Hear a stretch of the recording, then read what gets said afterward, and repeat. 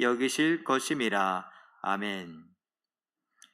나의 아픔을 이해하심이란 제목으로 우리 잠깐 말씀을 생각하기를 원합니다. 우리가 이 땅을 살아가는데 우리는 옛날부터 그랬던 것 같아요. 우리나라에 신분제도가 있어서 더 그랬는지 예수님을 처음 믿었을 때를 생각하면 예수님이 이 땅에 복음이 이 땅에 들어왔을 때에 조선시대였어요. 조선 말에 복음이 들어오고 하나님에 대한 이야기, 예수님에 대한 이야기가 이렇게 전파될 때에 교회에 나간다거나 또는 그 예수님에 대하여서 고백을 한다라고 했을 때 신분제도가 있었고 주인님이 있었고 하인이 있었습니다. 그리고 양반이 있었고 또 상놈도 있었습니다. 이런 사람들이 함께 모였을 때 대다수의 사람들은 하인이거나 아니면 평민인데 상놈이거나 양반이 아닌 사람들이 대다수였는데, 양반이다 라고 하지만 돈으로 양반을 샀었기 때문에 또 양반인 채만 했지 진정한 또 양반 같은 모습은 없었던 때, 그때에 교회에 가서 제가 만약에 하인이거나 아니면 상놈이거나 그랬을 때에 어땠을까요? 하나님에 대해서 생각할 때 하나님이 가깝게 느껴졌을까요? 아니면 멀게 느껴졌을까요? 하나님 아버지다 라고 말하며 하나님을 왕이시다, 특별히 왕 중에 왕이시다 이런 표현을 했을 때 그 당시 사람들에겐 표현을 좀 더 한다면 임금님 중에 임금님이다 라고 말하면 그 임금님은 얼마나 멀게 느껴졌을까 한번 생각해 봤으면 좋겠습니다. 주인님도 하나님을 찾고 임금님도 하나님을 찾았다. 그러면 나 같은 상놈은 차례나 올까?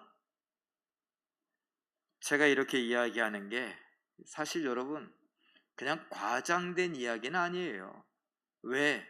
여러분들의 말투 속에, 여러분들이 가끔씩 하시는 말씀 속에 이런 뉘앙스가 담겨져 있거든요. 목사님이 기도를 하는데 뭐 이런 것까지, 뭘 저까지 신경 쓰냐고, 이런 거 보면 우리 마음속에도 어쩌면 제가 지금 조선시대다라고 말했지만 그때의 어떤 그 느낌이 여전하지 않을까. 우리는 돈 많은 사람이, 또 공부를 많이 한 사람이, 교회를 오래 다닌 사람이, 헌금을 많이 하는 사람이, 교회에서 직분을 받았다라고 하는 사람이 왠지 더 높아 보입니다. 아니, 목사가, 저도 담임 목사가 되고 나서 한번 임직식을 했습니다. 그 임직식을 하면서 직분자들을 놓고 교육을 할 때 우리는 섬기는 직입니다 라고 굉장히 강조했습니다. 그런데 사실 그게 쉽지 않아요. 장로님들도 장로가 되고 안수집사가 되고 권사가 되고 원로가 되고 또 은퇴가 되고 이렇게 나이가 들어가면서 우리는 직분 받은 것이 굉장한 특권이 되는 것처럼, 상급을 받은 것처럼, 승진을 한 것처럼 생각합니다. 그러다 보니까 만년서리집사이거나 아니면 교회 다닌 지 얼마 안 되시는 분이거나 그런 분들은 제가 아까 이야기한 조선시대에 혹시 하인이나 아니면 상놈과 같이 나한테까지 차지가 올까? 차례가 올까? 이런 생각을 하는 것처럼 여겨집니다. 저 같은 것까지도 신경을 쓰다니. 저 같은 것은 뭡니까? 그래서 제가 이런 질문을 한번 해봤어요. 요즘에 하도 다 어렵다고 하니까 하늘의 하나님께서는 나에게 관심이 있으실까? 목사님이야 관심 있겠지. 하나님이 담임 목사니까 목사는 관심 있고, 그보다 좀 덜 있는 게 부목사님, 그보다 조금 덜 있는 게 전도사님, 그보다 조금 덜 있는 게 권사님, 집사님, 이렇게. 여러분 그렇게 생각하세요? 그러다 보니까 나에게 힘든 일이 생기거나 어려운 일, 지금처럼 물가가 막 너무 올라가죠. 이자가 점점 세져요. 그럴 때 참 그것이 감당하기 힘든 순간들이 막 찾아오면 하나님은 나를 기억하시기나 하실까? 하나님이 나를 관심이나 두실까? 이런 생각을 합니다. 저는 오늘 말씀을 준비하면서 이런 생각도 잠깐 같이 나누어 보는 거 어떨까 생각을 하는데, 예수님이 이 땅에 오신 것을 믿으십니까? 예. 그 오셨는데 어떻게 오셨어요? 어른으로 오셨습니까? 아니면 아기로 오셨습니까? 아기로 태어나셨어요. 굳이 그럴 필요가 있으셨을까? 아니, 사람들이 예수님에 대해서 무슨 관심이 있다고, 아니 어느 날 갑자기 예수님이 짠 나타나는 거, 그렇다고 해서 너는 어디 출신이냐고, 누구 아들이냐고 이런 거 막 캐물었을까요? 어떤 사람 캐물어도 무시하면 됐어요. 예수님께서 누군가가 나사렛에서 누가 선한 것이 나겠느냐 이런 말 할 때 굳이 일일이 다 대답하지 않으셨거든요. 그냥 패스하면 되는데 굳이 어린 아기로 태어나셨어. 그것도 우리가 흔히 이야기하는 말구유라고 하는 마구간 안에, 아이 말들이 먹는 그 여물통 안에 거기에 누우셔야 되는 이런 초라한 탄생을 맞았습니다. 그리고 우리가 잘 아는 대로 세상에서, 제가 다시 한번 그림 보여주시죠. 33년을 살았는데 왜 예수님은 33년이나 이 세상에서 사셨을까? 3년만 살아도 되지 않겠는가? 아니, 일주일만 살아도 되지 않겠는가? 왕으로 오신 예수님께서 예루살렘에 입성을 하시고 그 일주일, 최후의 만찬부터 그 일주일, 월화수목 금요일까지만이라도 5일만 있었어도 되는 걸. 그리고 십자가에 장렬하게 못 박히셔서 죽으시면서 내가 너희들을 다 용서하노라, 나의 피로 너희를 용서하노라 그러셨어도 됐을 텐데, 왜 33년? 왜 어린아기? 왜 지금 우리 초등학생들처럼 왜 그런 어리숙한 어린아이들 과정을 지나가고 사춘기의 과정을 지나가고, 왜 청년이 되고 이제 결혼할 나이가 지나가면서 왜 성인이 되고 그런 과정을 겪으셨을까요?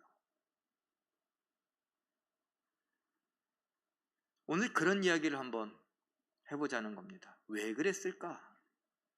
이것은 아까 첫 번째 질문인 나에게 관심이나 있으실까? 이것과도 연관이 됩니다. 요한복음 19장 28절에 30절, 우리는 지금 예수님이 십자가에 못 박히신 장면들을 이런저런 모습으로 계속 보고 있는데, 요한복음 19장 28절에 30절까지 그 보면은 이렇게 기록되어 있습니다. 노란 글씨만 한번 읽어볼까요? 시작. 내가 목마르다 머리를 숙이니 영혼이 떠나 가시니라. 마지막 순간이에요. 죽으려고 하는 그 순간에 예수님이 뭐 하다고요? 목마르대요. 굳이 이럴 필요가 있으셨을까? 라는 생각이 듭니다. 여러분, 물 그러면 예수님께서, 하나님이신 창조자이신 예수님은 이 물 정말 얼마든지 물을 만드실 수 있는데, 제가 정리해 봤습니다. 한번 자막을 보고 한번 보시면 시편 107편 35절에는 광야가 변하여 못이 연못이 되게 하신다. 시편 114편 8절에는 반석을 쳐서 물이 나오게 하시고, 이사야 44장 3절에서는 목마른 자에게 물을 주신다. 물을 주시는 분이에요. 우리에게 물을 주시는 하나님이신 예수님, 이 땅에 비를 내리시는 분, 엘리야 시대에 3년 반 동안이나 비가 오지 않게 하셨던 하나님, 그리고 그 가뭄을 단 한순간에 해갈시켜 주신 하나님. 출애굽한 이스라엘 백성들이 목마르다고 할 때에 반석에 물을 쳐서 그 바위에서 물이 쏟아져 나오게 하셔서 60만 장정, 우리가 흔히 이야기하는 제거는 곱하기 4 240만 명, 그들이 시원하게 물을 마실 수 있게 하시는 분. 우리가 마라의 쓴 물이다, 죽은 물이다, 여기에는 독이 있다 그랬던 그 물, 이거 먹으면 죽는다 그랬던 그 물을 단물로 바꿔버리시는 예수님, 하나님. 그 예수님이 목이 마르대요. 굳이? 그래서 제가 이런 것들을 맥스 루케이도 목사님의 예수가 선택한 십자가라고 하는 책에서 좀 자세히 찾아봤습니다. 33년간 우리와 똑같이 이 땅을 살아가셨던, 육신을 갖고 있었던 예수님, 진짜 육신으로 33년을 사셨는가? 그리고 성경에 기록된 3년간의 그 기록에 어떤 모습들이 있을까? 제가 정리를 같이 이렇게 해봤습니다. 한번 보면은 요한복음 4장 6절에서는 우물가의 여인, 그 이야기에 수가성 여인을 만나는 그 장면에 예수님이 피곤하여서 우물 옆에 앉으셨다. 피곤하셨대요. 마태복음 4장 2절에서는 광야에서 40일을 금식하시면서 뭐 했다고요? 배고프시더래요. 마가복음 4장 38절에서는 풍랑 속에서 너무 피곤하셨는지 잠을 주무셔요. 잠을 자야 했어요. 요한복음 19장 28절에서는요, 십자가에서 오늘 이거 조금 전에 읽었던 대로 뭐 한다고요? 목이 마르시더래요. 또 찾아봤습니다. 요한복음 11장 35절에서는 나사로의 장례식에서 마리아와 마르다 그 옆에 있는 모습을 보면서 사람들이 슬퍼하는 것을 보면서 눈물을 흘리셨어요. 요한복음 2장 15절에서는 성전에서 매매하는 자들, 장사하는 사람들, 그들에게 뭘 했어요? 화를 내셨어요. 마가복음 6장 6절에서는요, 가버나움이나 여러 민족들이 예수님이 많은 이적을 행했는데도 불구하고 믿지 않은 모습을 보면서 놀라셨어요. 다르게 표현하면 당황하셨다, 이런 표현도 가능합니다. 마태복음 26장 38절에서는요, 죽음 앞에서 내가 매우 고민한다, 내가 죽게 됐으니 나와 함께 기도하자, 이런 이야기가 있습니다. 보셨습니까? 가만 보면 우리와 똑같이 피곤하시고요, 또 뭐 했습니까? 배고프시고 잠을 주무시고 목마르다고 하시고 슬퍼하여 눈물을 흘리기도 하시고 화를 내기도 하시고 당황하고 놀라기도 하시며 고민도 하십니다. 그것도 매우 큰 고민을 죽음 앞에서. 마지막 순간에는요, 하나님, 이 잔을 안 마시면 안 됩니까? 이 잔이 내게서 지나가면 안 됩니까? 저 안 죽으면 안 됩니까? 죽음 앞에서 두려워하는 모습까지도 우리와 똑같습니다. 왜 그러셨을까요? 시편 34편 15절 읽어봅니다. 시작. 여호와의 눈은 의인을 향하시고 그의 귀는 그들의 부르짖음에 기울이시는도다. 이게 무슨 말이냐? 나에게 관심이 있을까? 그래, 관심이 있다. 내 눈이 너를 보고 있고 내 귀가 너에게 향해 있다. 나는 너의 일거수일투족을 다 보고 있다. 여러분, 저희 교회 뭐 이렇게 아담한 사이즈, 때로는 사람들이 그래요. 아유, 목사님, 아니 보지 마요. 그렇게 좀 눈에 거슬리는 모습들은 보지 마요. 그렇게 이야기하는데 안 볼 수가 없어요. 올라와 보셔요. 여러분, 당황하면 뭐 안 보일 수도 있겠지만 제가 20년 교육자 생활을 하고 여기 왔어요. 그리고 뭐 2,000명, 3,000명, 자리도 2,500석, 3,000석 이런 교회에 있다 보니까 안 볼래 안 보세요. 자는 거 다 보여요. 우리 애들이 뭐 낙서를 하고 장난치고 몸을 막 이러고 있는 것도 다 보여. 누가 설교를 듣고 있는지 안 듣고 있는지 다 보여. 그런데 하나님은요, 저보다 더 잘 보세요. 저는 보이는 것만 봐요. 그런데 하나님은 우리의 마음속까지도 봐요. 저는 제 귀도 예민한 편에 속하지만 때로는 안 들리기도 해요. 또 성경에 보니까 모든 말을 들으려고 하지 말라고 전도서에 그러기도 하더라고요.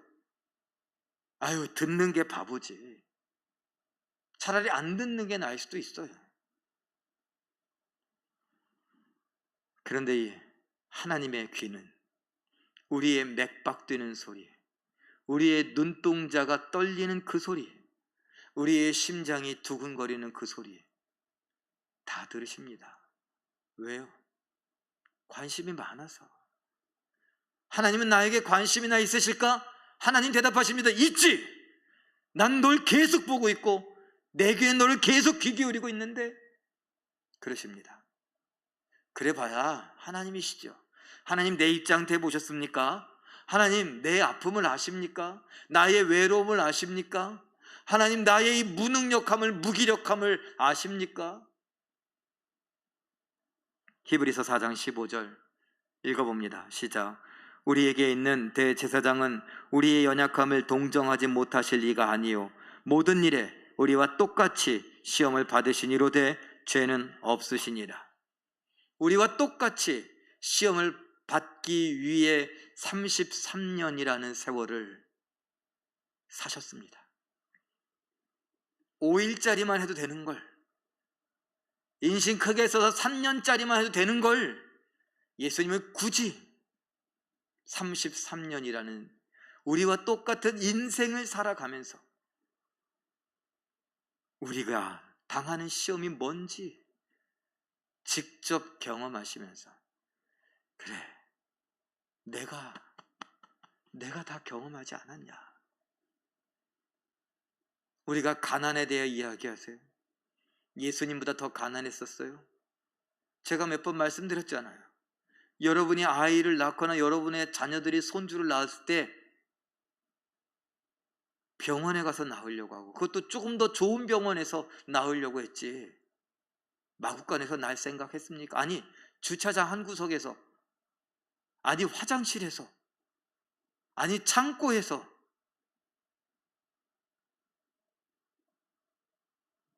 우리는 그러지 않아요. 그리고 지금 우리는 그 정도로 가난하지 않습니다. 외로워요? 배신당했어요? 배고픔? 목마름? 제가 며칠 전에 그런 얘기를 했어요. 저희 아버지가 대학원에 다니실 때 너무 가난해서 먹을 것이 없어갖고 물로 배 채우다가 한번 쓰러진 적이 있다고 그러셨어요. 그러셨냐고. 저는 말을 하지 않았다가 최근에 와서 다른 사람들에게 얘기했는데, 저 학교 다닐 때, 대학 다닐 때 저도 돈이 많지 않았습니다. 그래서 벤또라고 하는 요만한데 노란색 폼나게 그 노란색 도시락통에 밥을 꽉꽉 누워서 들고 가방에 넣고 버스를 타고 가다가, 아니면 지하철을 타고 가다가 총신대 입구역에서 내려서 제 다리 짧아서 한 30분 걸리는 거리를 걸어갔습니다. 그리고 너무 목마르고 덥고 힘든데 남들은 콜라 마시고 우유 사 마시고 음료수 사 마실 때 저도 수도가에 가서 물 마셨습니다. 점심에 친구들은 이런저런 거 만난 거 막 사 먹는데 전 싸온 벤또 도시락에 밥만 싸왔는데 라면 한 그릇 시켜서 밥을 말아 먹었습니다. 한 2달인가 1학년 때 2달인가 그렇게 먹으니까 갑자기 하늘이 노래지더라고요. 야, 며칠 쉬어야겠다, 라면 먹는 거. 그래서 500원 더 보태갖고 볶음밥을 시켜서, 이것저것 다 넣은 볶음밥을 시켜서 먹었던 그런 기억도 있습니다. 그런데 예수님은요, 예수님의 제자들은 먹을 게 없어서 이렇게 지나가다가 곡식 이삭을 좀 쳐서 그걸 손으로 비벼서 그거 하나씩 먹다가, 그것도 바리새인들한테 딱 걸려갖고 안식일날 그렇게 먹으면 되냐고 그래갖고 먹다가 또 뱉어. 예수님 뒤에 또 숨어갖고, 예수님 죄송하다고, 저희 때문에 선생님이 이렇게 망신을 당하고. 괜찮아, 그러면서 안식일의 주인이 누구냐?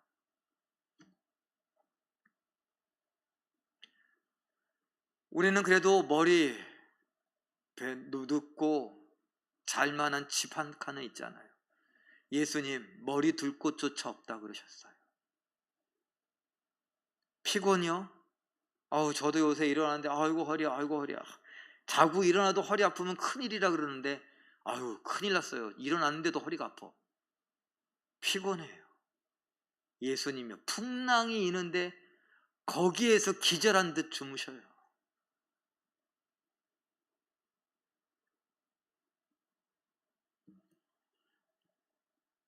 예수님도 우셨습니다.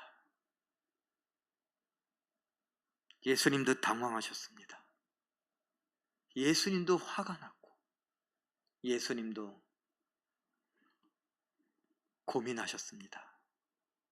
우리하고 똑같이 목말라 아까 제가 물 마셨다고요? 예수님은 죽음으로 인한 목마름을 느끼셨습니다. 아버지여 아버지여 어찌하여 나를 버리시나이까. 아버지로부터 뭐라고 해 단절되는 그 목마름, 사랑의 목마름을, 죽음의 목마름을 경험하셨습니다. 어떤 분이 혹시 그래도 예수님은 33살밖에 안 사셨지. 그렇게 따지면 저는 벌써 51예요. 저도 예수님 앞에서 할 말 있어요. 80이 넘으신 분, 90이 넘으신 분, 100세가 되신 분은요, 내가 100세인데 예수님보다 내가 3배는 더 살았어. 예수님 너 죽어봤냐? 뭐라고 하실 거예요? 넌 누구를 위해서 죽어봤냐? 난 너를 위해 죽어봤다. 실제로 우리의 연약함은, 그 연약함이 뭔 줄 실제로 다 경험하시느라 33년이라고 하는 세월을 이 땅에서 보내셨습니다. 그래서 우리를 동정하실 수 있대요. 내가 네 마음을 헤아리려고, 너의 외로움을, 너의 슬픔을, 너의 무기력함을 내가 헤아리려고 33년이나 그 가난한 삶 속에서 가난한 목수의 아들로 태어나 그렇게 자랐다. 미치광이 취급을 받아가며, 그것도 형제들에게,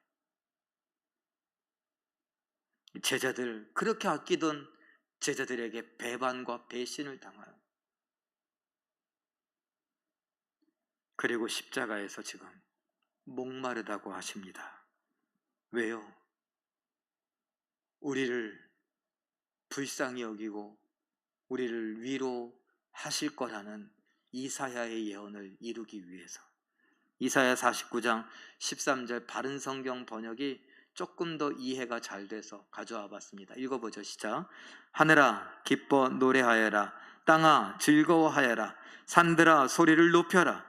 여호와께서 그 백성을 위로하셨고 자기의 고난당한 자들을 불쌍히 여기실 것이기 때문이다.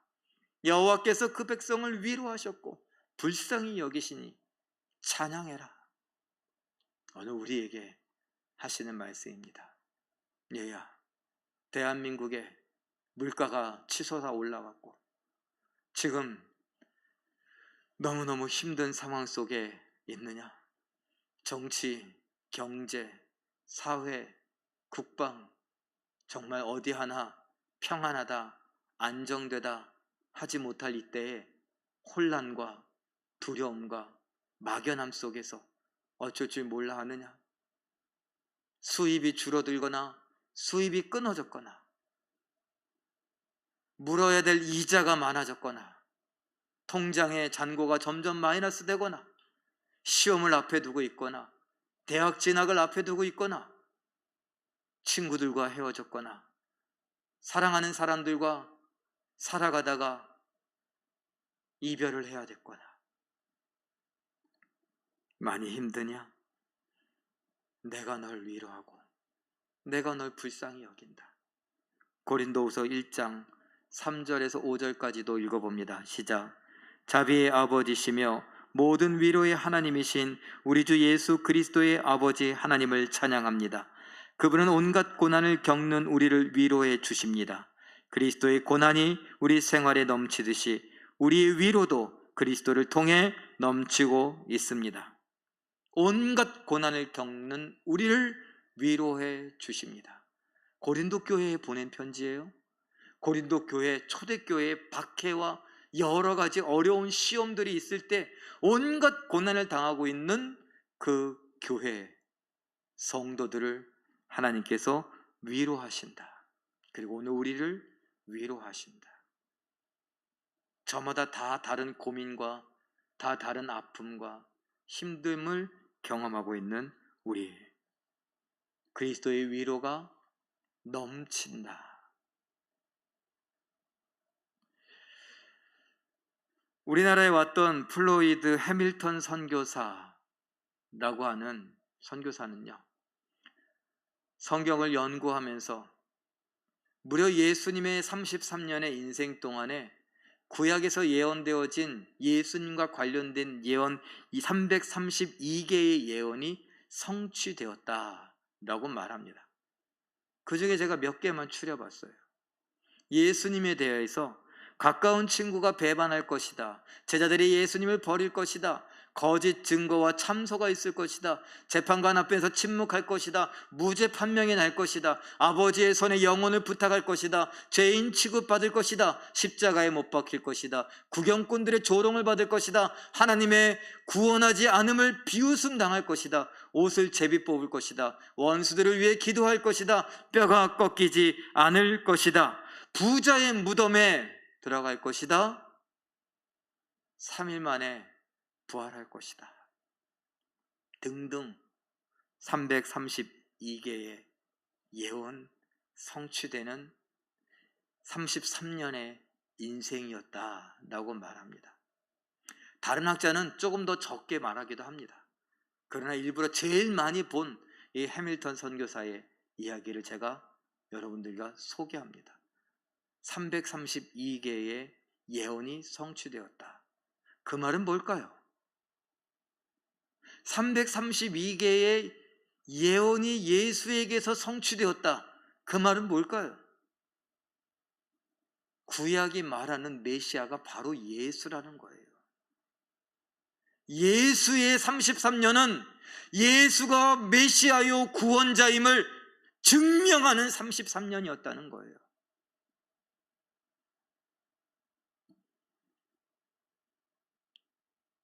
저는 그것이 오늘 우리에게 이렇게 말한다고 할 수 있을 것 같아요. 맥스 루케도 목사님이 참 정확하게 이야기했습니다. 332가지의 그 예언이 예수의 한 사람에게서 성취되어지는 것을 보면서 결국 예수님은 위로와 관련하여서 우리에게 뭐라고 말씀하시느냐? 나를 믿어도 좋다. 아니, 나를 믿어라. 내가 너의 하나님이며 내가 너의 구원자이며 내가 너의 위로자이며 내가 너의 메시아다. 내가 너의 그리스도다. 내가 너의 왕이다. 이 모든 332개의 예언이 나에게 성취되어오는 것, 내가 그 말씀을 이루기 위해 살아갔던 그 33년의 인생을 보며 내가 너를 위로하기 위하여 온 위로자임을 믿어라. 사랑하는 성도 여러분, 무더위 속에 또 장맛빛 속에 또 힘든 때는 꼭 비가 와요. 어둠이 깔리고, 상상해 보세요. 어둠이 깔리고 비가 막 세차게 쏟아집니다. 우산을 썼는데 갑자기 바람이 불어갖고 우산도 꺾였습니다. 그런데 내 속에서 되는 게 없어요. 내 양손엔 무거운 짐이 들고 있고 머리는 다 젖어서 지금 막 이게 휘날리고 앞으로 어디 가기도 힘듭니다. 그러다가 또 하필이면 또 돌굴에 걸려 넘어졌네. 비는 오고 우산은 날아갔고 무릎은 까졌고 들고 가던 짐은 팍 터졌고 이렇게 처량할 수가. 그런 우리들에게 예수님이 말씀하십니다. 넌 지금 이 순간에 내가 널 위로하고 있다는 건 모르겠니? 내 환경에, 내 형편에 취해서 그래, 이럴 땐 처량해야지, 이럴 땐 고난, 고통을 경험해야지, 이럴 땐 내 신세 타령을 해야지, 이럴 땐 처량함 속에 외로움과 우울감까지 느껴야지, 좌절감을 느껴야지. 그런데 그 속에서 믿음은요, 성경에서 이야기하는 우리의 위로자, 우리의 구원자, 고난받는 백성을 위로하고 불쌍히 여긴다는 그 하나님의 약속은 어디로 갔나요? 그 예수님을 믿으며 오늘 이 아픔들을, 이 슬픔들을, 이 고난들을, 이 역경들을 견디고 이겨나가는, 그 가운데서 하나님의 충분한 넘치는 위로를 받아 누리는 우리 믿음의 사람들, 우리 제일교회 성도들 되시길 예수님의 이름으로 축원합니다. 우리 잠깐 말씀을 붙들고 기도하죠.